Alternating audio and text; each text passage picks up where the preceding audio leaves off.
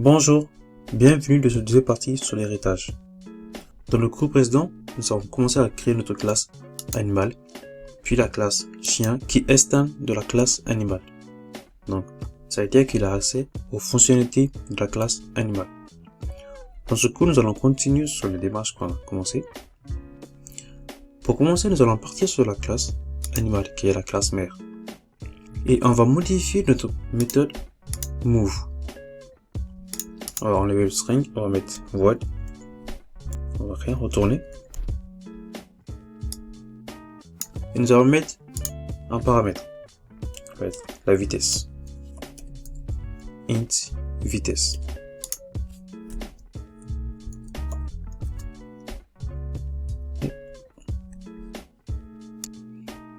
On va faire un print ln de animal.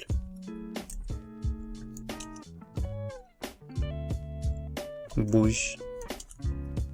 Et on va concaténer avec la valeur qu'on va recevoir en paramètre. Donc, vitesse. Et on va retourner de notre méthode chien, qui est la classe fille. Et maintenant, on peut se poser la question comment un chien bouge, courir ou marcher. Donc, nous allons créer deux méthodes. La méthode courir. On prendrait un paramètre. Et la deuxième méthode, marcher.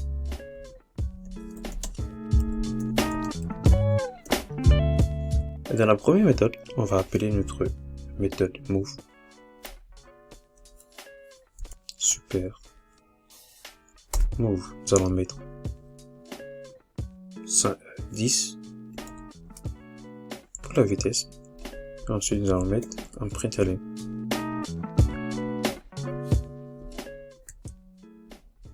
Dans ce print ln, nous allons mettre chien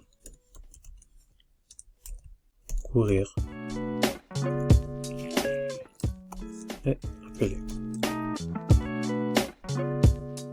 Mais aussi dans la méthode, on va appeler aussi notre méthode move, mais d'une différente manière. On va mettre move vitesse, on va mettre 5. On peut considérer ça comme kilomètres par heure. C'est mieux d'appeler notre méthode de cette façon, car si on vient à modifier, on vient à faire un changement dans notre classe animal, la méthode move sera plus simple d'appeler cette méthode là. Donc de préférence, mettez toujours de cette manière. On va faire un print ln.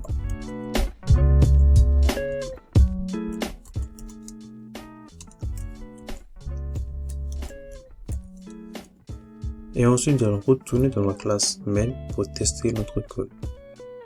Donc, on va mettre en commentaire ces deux lignes. Et on va utiliser notre instance chien pour appeler la méthode move.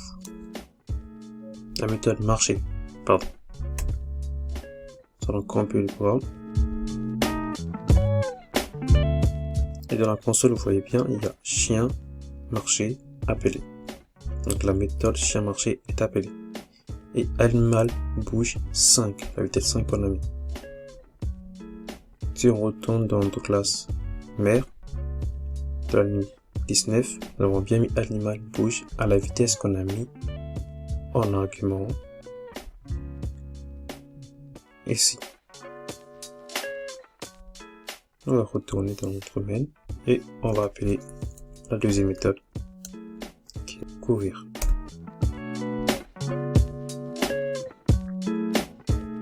Donc, la deuxième méthode courir aussi fonctionne correctement.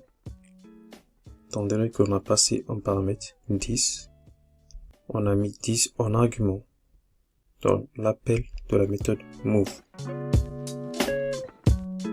J'espère que vous avez compris comment fonctionnent les appels des méthodes dans les classes filles.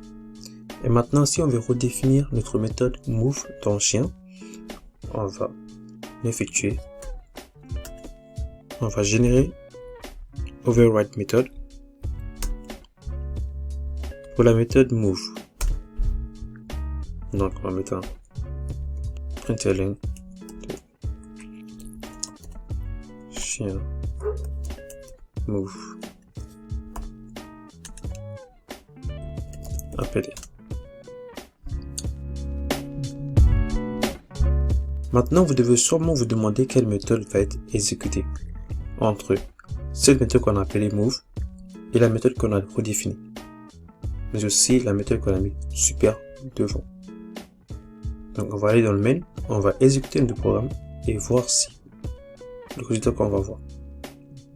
D'abord on va mettre en commentaire la ligne 12 et par la suite je vais vous expliquer la raison. En exécutant le programme, vous voyez que la méthode qu'on a redéfinie a été appelée chien move appelé. Donc, comme on a mis dans le print len. Il faut comprendre que si vous voulez mettre le super devant, il va appeler la méthode qui se trouve dans animal. Excusez-moi. Mais si vous voulez mettre uniquement move, étant donné qu'ici il y a deux méthodes, il va prendre la méthode qu'on a redéfinie et non pas la méthode qu'on a appelée ici.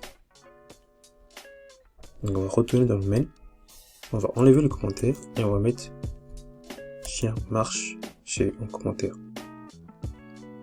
On va compiler le programme.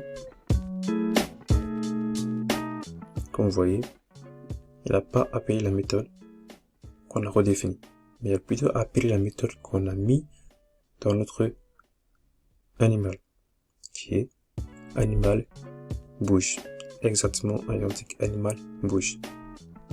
Le 10 est dû au fait qu'on a mis 10 en argument. J'espère que vous avez compris la différence entre le fait d'utiliser le super et ne pas mettre le super. Ce que nous essayons de dire à Java en mettant le mot super, c'est que s'il y a une méthode move dans cette classe chien, il ne faut pas l'utiliser, mais il faut utiliser la classe move qui se trouve dans notre classe animal, c'est-à-dire la classe mère de notre classe chien. En deux termes, la classe qui est dans notre classe chien, qui est animal.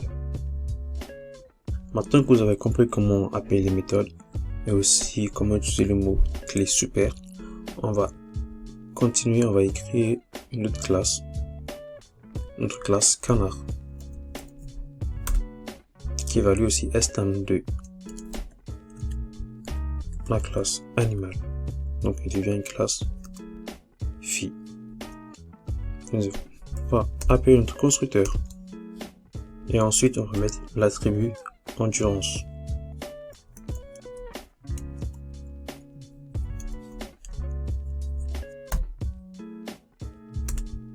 Puis on va générer les quêtes etc. Dans ce cas on va pas l'utiliser et on va le générer quand même. Vous pouvez aussi mettre directement les arguments de notre constructeur. C'est-à-dire que ici il y a weight, on peut mettre directement la valeur de weight en mettant par exemple 23 F et cette paramètre on va le supprimer et n'oublions pas de mettre l'endurance avec endurance 10 endurance égale.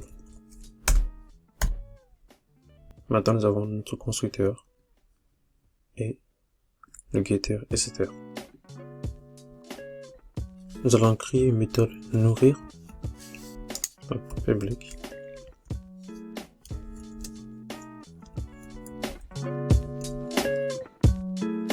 et on va appeler la méthode eat qui se trouve dans notre classe animal.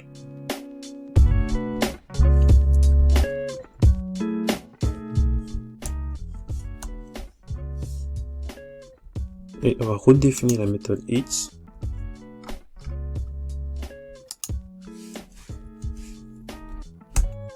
et dans cette méthode j'aimerais que vous redéfinissiez, que vous m'affichiez les différents types de nourriture que peuvent manger les canards. Et bien sûr vous devez faire des tests dans le main pour savoir si votre code fonctionne correctement. Et vous pouvez notamment créer d'autres méthodes pour vous entraîner à créer des méthodes et effectuer des appels de méthodes entre les classes mère et les classes filles. Dans le prochain cours, nous allons entamer d'autres concepts de la programmation en Java. Donc à bientôt.